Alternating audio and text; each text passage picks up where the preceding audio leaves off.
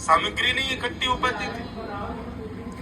अब उसका कोई एक मित्र आया, वो पैसे वाला, उसने आकर के उससे कहा और भाई सब ठीक? बोले हाँ सब ठीक। बोले तुम्हारा दिन सुधर गए कि नहीं? बोले अब वैसे ही है भैया, क्या करें, एक समय रोटी बनती है, उसी से शाम तक का गुजारा होता है। बोले अच्छा तुम पूजा वूजा करते हो? हाँ किसकी करते हो? गोपाल जी, नवनीत, प्रिया जी, लड्डू गोपाल, इनकी पूजा करता हूँ। हंसने लगा मित्र, इनकी सेवा करते हो? अरे ये भी बेचारे जब इनको पूतना मारने आई ना, स्तनों में विष लगा के, तो ये भी नेत्र बंद करके शंकर जी से मदद मांग रहे थे कि पूतना के स्तन के विष को तुम पी जाओ। अरे जो अपनी रक्षा स्वयं नहीं कर पाते, तुम्हारी रक्षा क्या करेंगे? इनसे बड़े शंकर जी हैं, शंकर जी को लिया तुम, उनकी सेवा शुरू कर दो। अब बेचारा मरता क्या नहीं करता, सब कर लेते हैं। शंकर जी ले आया दूसरे दिन, और नवनीत, प्रिया जी, लड्डू गोपाल जी को दूर एक जगह टेबल पे बिठा दिया। बोले तुम्हारी सेवा हो गई, तुमने तो कुछ किया नहीं, अब इनकी करेंगे। अब शंकर जी की पूजा उसने शुरू कर दी। खूब रुद्राष्टाध्यायी से अभिषेक आदि सब करने के बाद में अगरबत्ती जला करके और त्रिपुंड लगा लिया। पहले तो ऊर्ध्वपुंड लगा रहा था, अब त्रिपुंड लगा करके ओम नमः शिवाय जप करने लगा।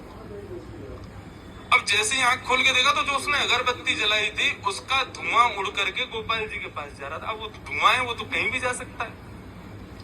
अब जैसे ही गोपाल जी के चारों तरफ उसने धुआं देखा तो ठाकुर जी के पास जाके क्या बोलता है, इतने वर्षों से सेवा कर रहा था, तब तो मेरी नहीं सुनी, आज दूसरे किसी को ले आया तो चिढ़ के मारे उसकी अगरबत्ती भी खुद ही सूंघ रहे। ठाकुर जी को बोला तुमको यहाँ बैठने नहीं दूंगा, अलमारी में बंद करूंगा। जैसे ही ठाकुर जी को इस भाव से उठाया, ठाकुर जी प्रकट हो गए, वहां पर चरणों में गिर पड़ा। बोले महाराज आपने आज तक मुझे दर्शन नहीं दिए, शंकर जी के आती दर्शन कैसे हो गए? बोले देख ये भेद बुद्धि मत रख, मुझ में शंकर जी में कोई भेद नहीं है, और शंकर जी आए इसलिए दर्शन दिए ऐसा भी नहीं है।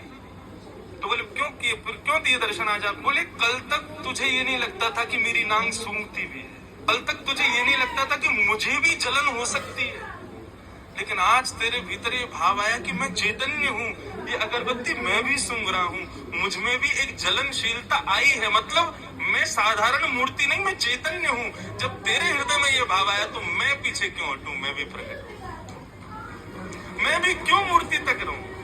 जब तू ही मुझे इतना ऊपर पहुंचा चुका है तो मैं भी प्रकट हो गया। तो ठाकुर जी का दूसरा स्वरूप भागवत कहती है चैतन्य।